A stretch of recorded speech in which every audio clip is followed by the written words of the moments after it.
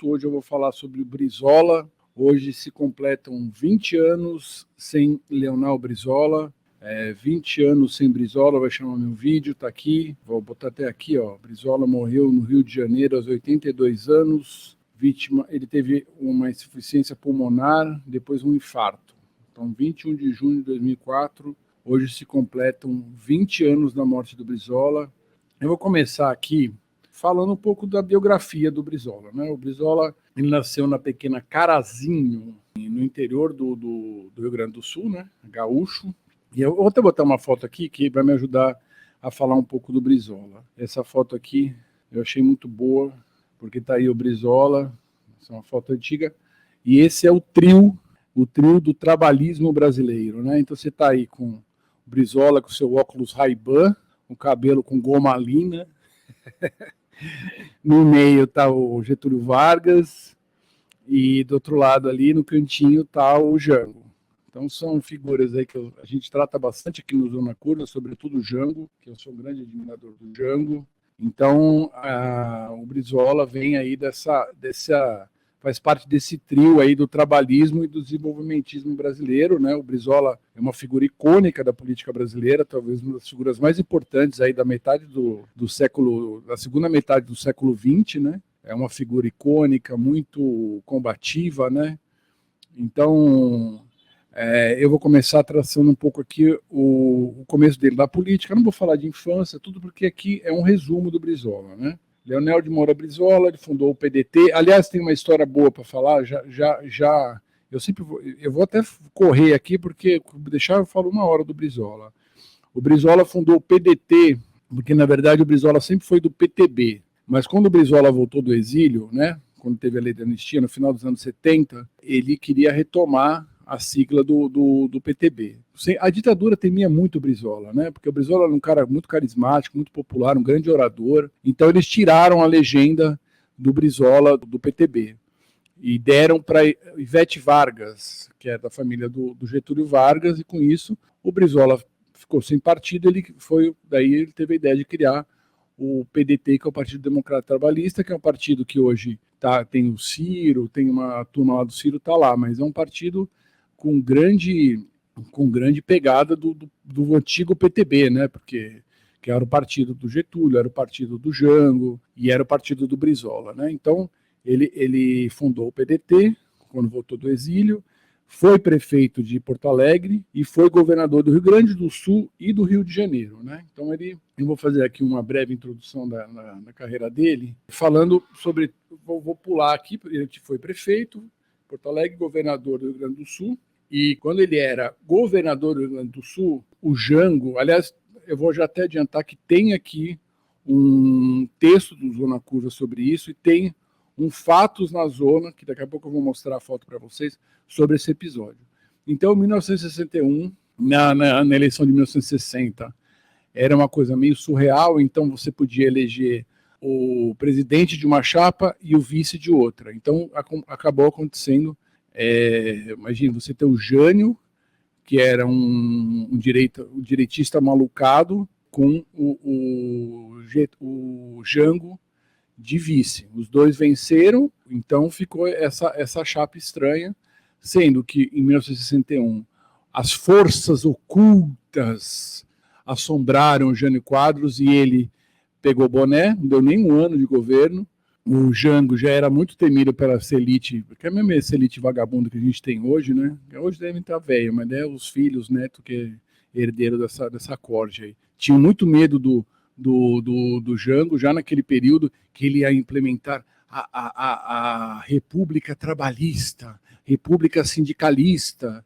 Daí eles não queriam deixar o Jango assumir, e daí o Brizola, como governador do Rio Grande do Sul, ele foi um dos caras que mobilizou até militarmente o Estado para fazer o Jango assumir. Então, essa história tem muitos detalhes e você vai poder vê-la nesse Fatos na Zona, tá aqui, ó, como o Brizola adiou o golpe militar após a renúncia de Jânio Quadros.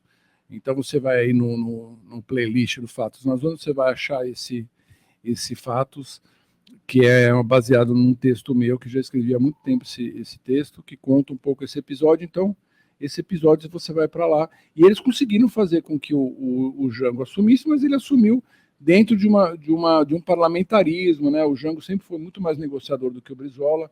O Brizola, de certa forma, era um cara muito bravo, muito de muita força assim, moral, então ele era um cara que não baixava a cabeça fácil, não. Mas, infelizmente, eles acabaram tendo que aceitar, porque... E depois a gente sabe o que aconteceu depois, né? Depois de 3 anos, teve o golpe militar. E daí a gente entrou na noite que durou 21 anos, que fudeu o país, principalmente cognitivamente, né? Porque, então, a gente sabe o que aconteceu depois, e a gente sabe como o Brizola estava certo de não deixar, porque daí foi lá o Jango, permitiu com que o golpe não se consumasse, mas de certa forma se consumou, porque ele aceitou o parlamentarismo, que foi, de certa forma, cedeu, né, para o antigo Centrão, vamos falar assim, né, que era uns partidos do Lacerda, para o partido do Juscelino.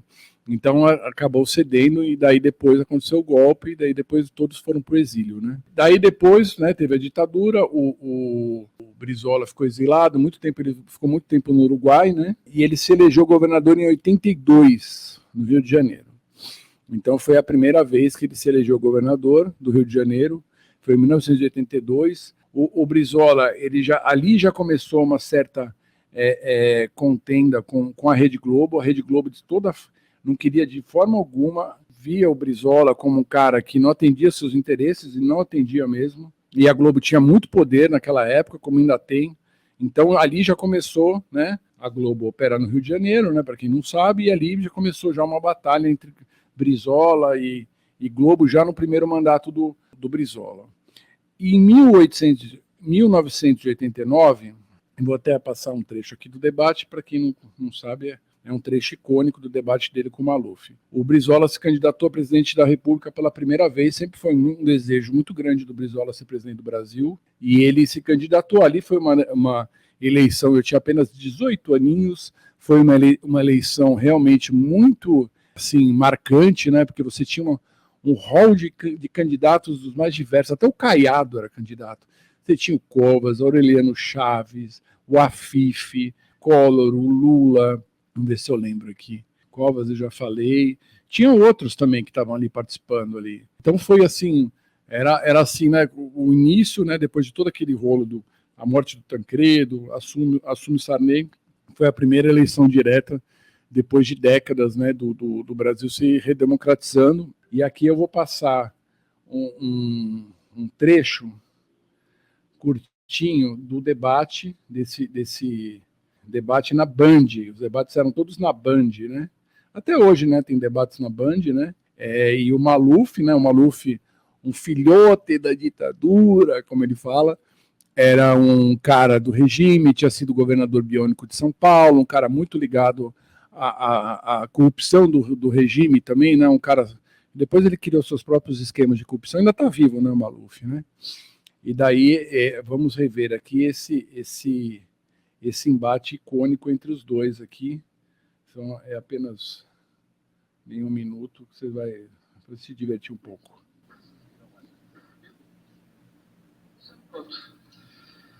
Eu tenho este minuto referente ao primeiro grupo. E quero dizer com toda tranquilidade que eu não vim aqui para assistir baixaria, que eu vim aqui para debater ideias, que eu vim aqui para debater com pessoas que querem ser candidatos a presidente da República e, portanto, são obrigados a ter estabilidade emocional. Quem é desequilibrado não pode ser candidato a presidente da República. Então, o que eu peço, eu faço um apelo. Nós estamos com 10, 12, 15 milhões de pessoas nos ouvindo. Não lhe dou a parte porque eu tenho 11 minutos. Não lhe dou a parte. Não lhe dou a parte. Não lhe dou a parte porque não lhe dou a parte. Não dou. Não lhe dou a parte. O filhote da ditadura. Não, senhor. Não lhe dou a parte. O senhor tem a respeito. Filhote da ditadura. Desequilibrado. Não tem coragem de defender a ditadura.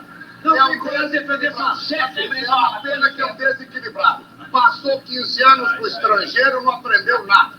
E o pior é que não esqueceu nada. Isso que é o pior. Continuou o mesmo sempre quando for, não esqueceu nada. Eu faço isso. Está de malufista. Este debate malufista. Malufista. Filhotes da ditadura.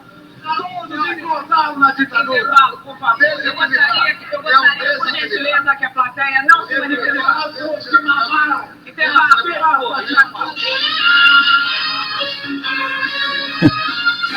Tá aí a treta dos dois, a genial treta dos dois. Você vê que o Brizola foi muito certeiro, né? O chamar todos engordaram na ditadura. Você vê que o público era claramente malufista ali, né? A gente tinha dois candidatos que eram claramente tipo filhotes da ditadura, né? Quer dizer, um era o Maluf, né? Que foi governador biônico, e o outro era o Aureliano Chaves, que era uma figura bem assim, sem carisma algum, um cara bem apagado assim. E era um cara ligado foi vice do Figueiredo, né? Então, que também teve pouquíssimos votos. Tinha o Ulisses também, que eu tinha esquecido. Nessa eleição teve o Ulisses Guimarães, também como candidato, também teve muito pouco voto. O Brizola, nessa eleição, ficou em terceiro lugar, com 15% dos votos, e o Collor e o Lula foram para o segundo turno, e a gente sabe o que aconteceu, né? O Collor ganhou, né? E o Brizola foi candidato a presidente da República mais duas vezes, quer dizer, ele foi candidato uma vez, né? Quer dizer, duas vezes, né? Em 89, em 94 e em 98 ele foi vice do Lula, ou seja, 6 anos antes da sua morte, né? Em 2004, e ele, de certa forma, abriu mão da sua candidatura, né? Até para tentar vencer o Fernando Henrique. O Fernando Henrique conseguiu ser reeleito, então eles juntaram forças ali, porque tinha uma briga muito grande entre os dois, dentro da esquerda e tudo, mas daí eles abriram mão e com isso o Lula acabou perdendo, né? Eu acho que não teve nem segundo turno em 98, né? Acho não teve segundo turno e o Fernando Henrique acabou ganhando no primeiro turno. Em 1990, o Brizola foi eleito, né, como governador do Rio, e criou o CIEPS. Eu queria falar rapidinho do CIEPS aqui, eu vou botar até uma foto, achei muito bonita. Quem botou essa foto hoje foi o neto dele no Twitter. Olha que foto bonita do CIEPS. O CIEPS foi um projeto feito ao trio Brizola, Niemeyer e Darcy Ribeiro. A gente sabe como o Brizola foi visionário nisso, porque a gente sabe hoje como a esquerda defende a educação integral, uma educação principalmente com os mais pobres, onde as crianças ficavam. Tinha muito esporte, muitas atividades extracurriculares, e eles tinha atividades nos finais de semana também. Então eles criaram essas escolas no Rio de Janeiro inteiro. Eu lembro que eu viajei para lá mais ou menos essa época, assim, né, no começo dos anos 90, eu fui em 91 no Rock in Rio lá. Aliás, eu vou aqui tentar consertar uma injustiça que foi feita contra o Brizola, que muito se falou que ele ajudou os bandidos, ajudou o tráfico. O que o Brizola fez, que foi uma coisa muito importante, o que acontece até hoje, que é casa de favelado não é a casa da mãe Joana. Se você não tem mandado, você não entra numa casa de gente pobre. E é isso que ele proibiu no Estado e fazia pulso firme para isso não acontecer. Então as pessoas achavam que não, o cara ele defendia bandido porque ele fazia isso, e isso se criou até hoje, né? Que eram essas fake news que se criam. A fake news não é de agora, né? E se perpetuou essa fake news como se o Brizola fosse ligado ao tráfico, tivesse algum tipo de ligação. Isso é uma bobagem muito grande. E daí o Brizola foi lá, né, como governador, ficou governador nos anos 90, no Rio de Janeiro, né, tentou 94 a presidência novamente. Outro vídeo que eu quero mostrar 2 vídeos, então eu vou correr aqui para mostrar esses videozinhos para vocês. O primeiro vídeo é o vídeo sobre o direito de resposta que o Brizola conseguiu na Globo. Esse é outro vídeo icônico do Brizola. O Brizola, depois de muita briga com a família Marinho, a família Marinho não era só o Lula que eles perseguem. Hoje até estão mais bonzinhos com o Lula. O Lula está mais neoliberal. Mas eles perseguiam muito o Brizola, e o Brizola conseguiu depois na justiça porque eles ignoravam o Brizola, como se o Brizola não existisse como figura política, sendo que ele foi governador do Rio 2 vezes, né?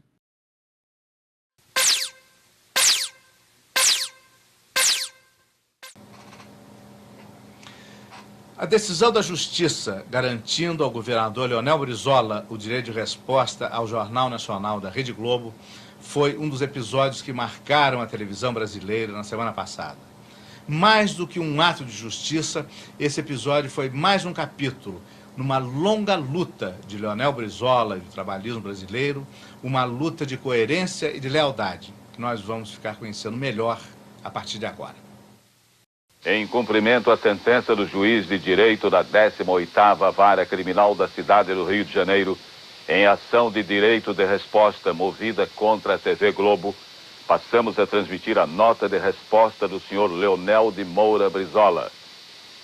Todos sabem que eu, Leonel Brizola, só posso ocupar espaço na Globo quando amparado pela Justiça. Aqui cita o meu nome para ser intrigado, desmerecido e achincalhado perante o povo brasileiro. Quinta-feira, nesse mesmo Jornal Nacional, a pretexto de citar a editorial de O Globo, fui acusado na minha honra, e pior, apontado como alguém de mente senil.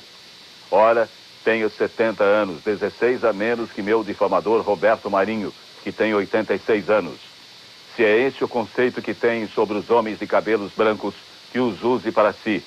Não reconheço a Globo autoridade em matéria de liberdade de imprensa, e basta para isso olhar a sua longa e cordial convivência com os regimes autoritários e com a ditadura de 20 anos que dominou o nosso país. Todos sabem que critico há muito tempo a TV Globo, seu poder imperial e suas manipulações.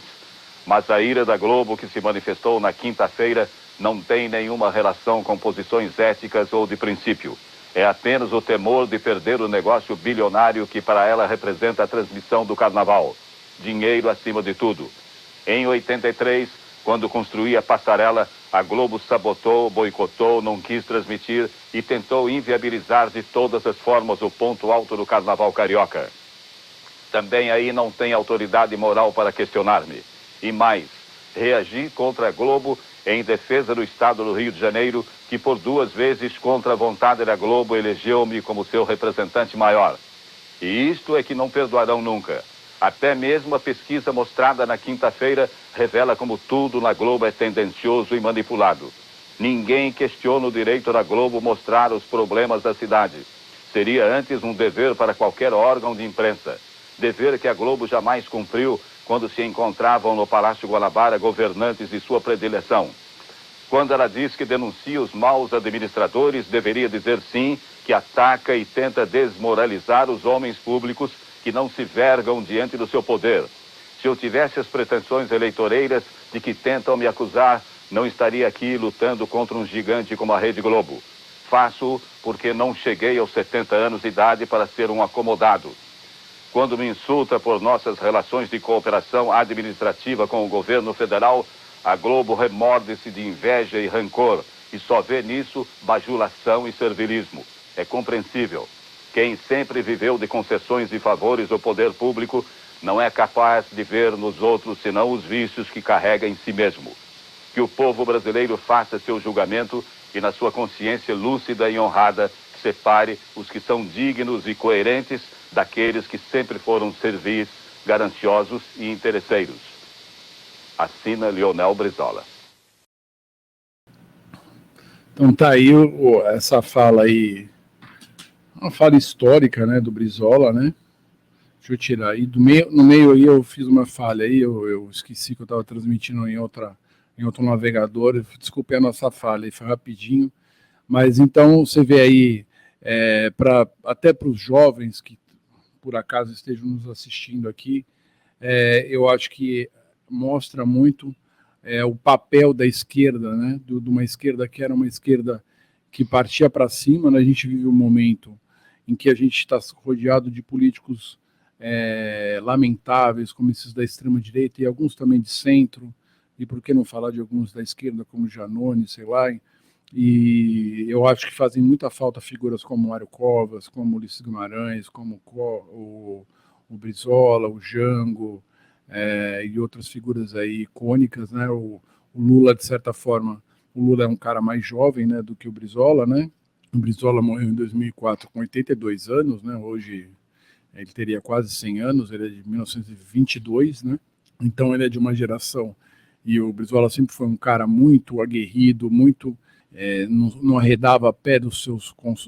Ele é de uma origem pobre também, então sempre lutava muito pelo povo, lutava muito pelos direitos da maioria, lutou muito contra esses militares que destruíram o Brasil e quase destruíram novamente agora nesses últimos 4 anos de Bolsonaro. Então eu quero fazer justiça aqui ao Brizola e toda a sua luta durante tanto tempo para a gente ter um Brasil melhor. Infelizmente, como diz às vezes o Darcy Ribeiro, né? O Brizola teve várias derrotas, mas às vezes é melhor ser derrotado do que estar no lugar dos vencedores, quando a gente vê o que muita gente tem feito com o Brasil e continuam fazendo com o Brasil. Mas eu só queria fechar aqui essa minha pequena homenagem ao Brizola, na verdade, né? Eu tenho tanta coisa para falar do Brizola aqui, mas eu tentei separar aqui um roteiro de apenas uns 20 minutos. Mas tem um vídeo, a imagem não está tão boa, mas esse vídeo aqui assim, ele é tão atual que a gente vê essa briga muito feia aí do mercado financeiro, das pessoas, porque o que está acontecendo nessas últimas 2, 3 semanas é vergonhoso, né? Quem não acompanha a política tão de perto, o que eles estão fazendo é pressionar o governo Lula, o mercado financeiro, certa elite, jogaram o dólar lá para cima, estão especulando, muita gente está ganhando muito dinheiro, colocando a faca do pescoço no Haddad, que está fazendo uma política extremamente favorável a essa elite. Mesmo assim, eles querem ganhar o que eles ganhavam com Paulo Guedes, que a gente sabe que foi a festa do caqui, né? Então, essa fala do Brizola vai para essa elite vagabunda que não larga o osso, entendeu?